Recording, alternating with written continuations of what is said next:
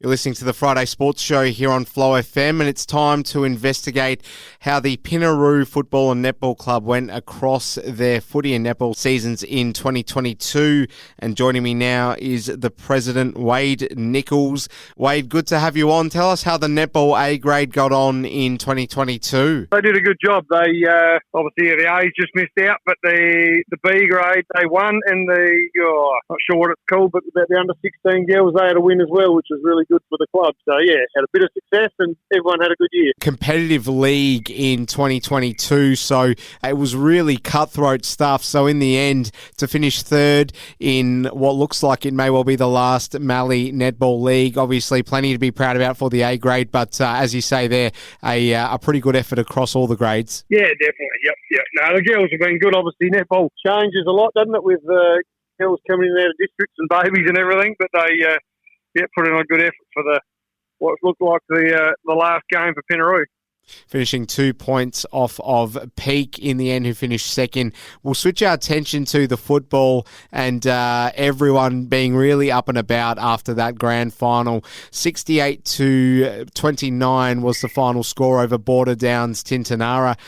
Ben Hooper certainly wasn't happy about it last week. So obviously you would have been extremely up and about seeing the guys come home with that A-grade grand final premiership. Yeah, definitely. It's to say it's been a long time in the making's a fair understatement. Obviously, it's been 21 years since we've won an A-grade flag, so a long time in the waiting. And to be honest, this one's probably been 5 or 6 or 10 years in the making. Like it's just building on, local talent and a few players in and some good coaching staff and that. It's just a really good reward for the club for the a lot of years of effort, and it's from every aspect of the club, from obviously the coaching and playing, but the management. There's been some good people along the ride the last few years, and in a small country town, a lot of people put a lot of effort into football and netball, and it's just good to see that reward at the end of the day, because I guess everyone remembers the A-grade flag, not that they're more important than other grades, but they, a lot of people judge the success of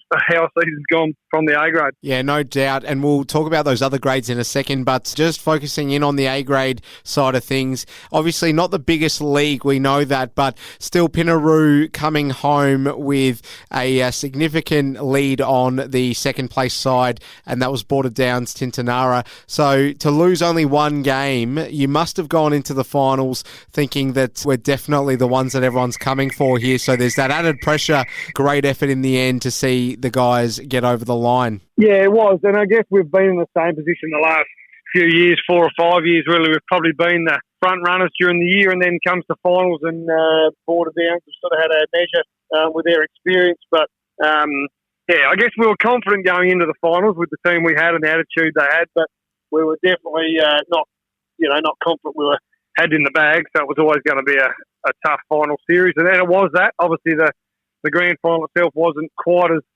close, but the Borders beat us in that first final and made us do it the hard way, which occasionally is the right way, isn't it? That's the way.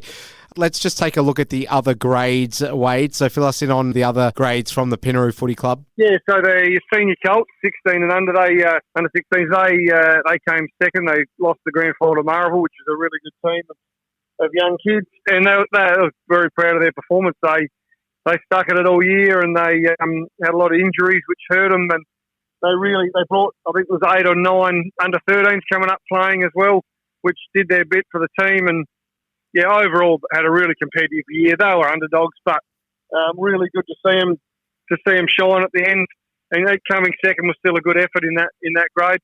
And our under 13s, they went back to back, which was awesome. Brad Moyle was the coach of that, and great, young group of kids and boys and a couple of girls, and they did a super job. Really, they really used the ball well and worked for each other. And it's great to see that level coming through. And a lot of us have got kids down there, and we're very proud of the way they sort of performed for the year. No doubt about it.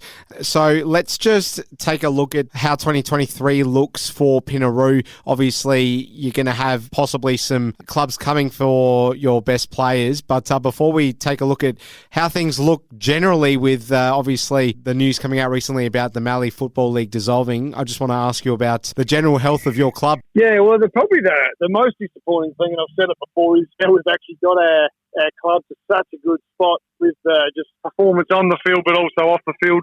The culture's good. We're retaining players, retaining members, and it's really good. And we're sort of, I guess now, we're out of any opposition. Everyone's sort of left and found their place in other leagues. And we've had to process it over the last couple of weeks. And it's probably, for people that haven't dealt with it for very long, it's really hard for. And a lot of members are struggling with it.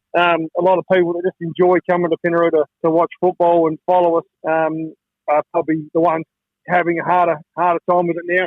Most of us, although none of us are excited about it because it's been such a stable part of our community for such a long time. It does hurt a lot, but we've got to get on with the job. And obviously we're in talks with Lameroo at the moment, and we're sort of put a survey out to our members just to see where they see the fit for the next year and the coming seasons. And really, at the end of the day, the members will vote on it. We'll give them some options, and they'll basically tell us what they want to do. At the moment, it looks like most people are sort of in favour of one direction, but it's, at the end of the day, we've got to have the proper way we do it and have a vote at the end. Yeah, well said, and it's still a sensitive sort of situation. We know there's meetings still to take place before we have a more firm idea of what the Mallee football clubs are going to look like in whatever league they're in 2023. But it would be remiss of me not to ask you for comment on what's gone on in the last couple of weeks. Obviously, there's been so many people commenting on it and expressing their various disappointment in different forms. But I'll just ask you, Wade, how what you make of it all. It's obviously a very difficult situation for a lot of people to digest, and you very much touched on that briefly there in your previous comments. But if I can just ask you what you sort of make of it all, it's obviously disappointing for so many people, but no more Mallee Football League in the end. Yeah, and again, it's the history of it, and our little towns just love it. Like, it's what our kids get out of bed on a weekend for, and we go to places as a family, and it's just such a good environment for families to grow up. And I guess the most disappointing thing is we don't get to give our kids, the same opportunity we had in a Mallee environment.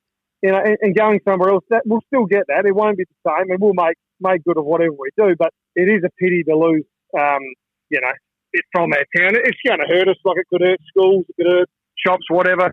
Because all of a sudden you're travelling further for football. You may not, spend all your time in your own town, which is a really pity. But and I may even encourage more people to send their kids in that away to school and stuff like that, which is probably reasonably disappointing too. We've spoken to all the presidents and everything, and it is a really hard situation, and we've got to look at it from everyone's point of view. The issues that us and Marlborough and Lameroo have, because we are more isolated than the other clubs, are different than what Pete, Karoonda and Borders had. So, their issue was losing kids to nearby leagues, whereas ours is probably just retaining families and keeping people out here. So, in some ways it's better for us and better, otherwise it's better for the other teams. So, at the end of the day, we'll make it work, whichever way we want to go, because we're a passionate little community between Pinaroo and Lameroo and the Mallee, and we just want to make best of, probably a fairly average situation. I guess we knew it was happening for a while, so we haven't totally sort of massive surprise, but we just hoped there was a bit more time just for the ex-locals and stuff, and to have that farewell game that, this is the last game, to come and watch it and be a part of it. And we can still do that in the future, but it is a bit different once you, either amalgamate and go to a different league and stuff like that. But, I guess I mainly feel for the kids are going to enjoy it no matter what. They don't care. So as long as they're playing football and stuff, it'll be a little bit harder. But it's the older folk that have actually made our club what it is, and to tell them is actually quite upsetting. And like you see the look on their face, like, how did this get here? Like, they're just like, we kept it going forever through all the. Geez, there's a lot worse happened than probably the last couple of years, really, and we've managed to get through that. Whereas it does feel a bit like, it was a bit of an issue here, time to bail, and that's probably what hurts a lot of the people that have kept these clubs going in the past, really. Perspective is everything sometimes. Before I let you go, I'm not asking you to wave a magic wand. You don't have a crystal ball, so you're not going to be able to tell us exactly what things are going to look like in 2023. But from what you know now, how do you see things materialising over the next couple of months? What sort of needs to happen first for all the dominoes to fall? Yeah, well, I guess over the next couple of months, we've got to survey with our members and just make sure, we get a good feel of what they want, so we can put them to a vote in a couple of weeks to, where they want to end up. At the moment, it's looking reasonably clear, only because, number one is we need a family atmosphere, and we have to have footy and netball together, and we have to have, at the same place, really. So, yeah, it's probably ruling out a couple of leagues, but, we're not writing anything off just yet. If I was a betting man, I guess we'll be... we'll probably be combining with Lameroo and heading towards the River Murray. But, again, the members are going to have to vote on that, and it's not for me to tell them what they're doing. They get to make that choice themselves. So, like I said, we'll make the best of an average situation, and you know what? It'll be good going forward. It was probably going to happen eventually.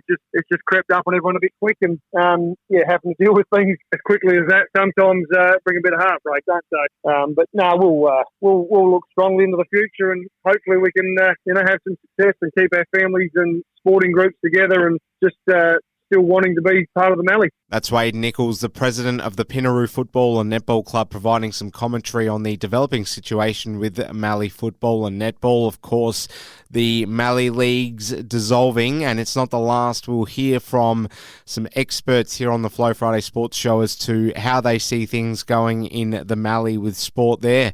Well, coming up next, we'll be hopping over a couple of borders to Anthony Churchill. He's the president of the Holbrook Football and Netball Club. That's coming up here on the Flow Friday Sports Show.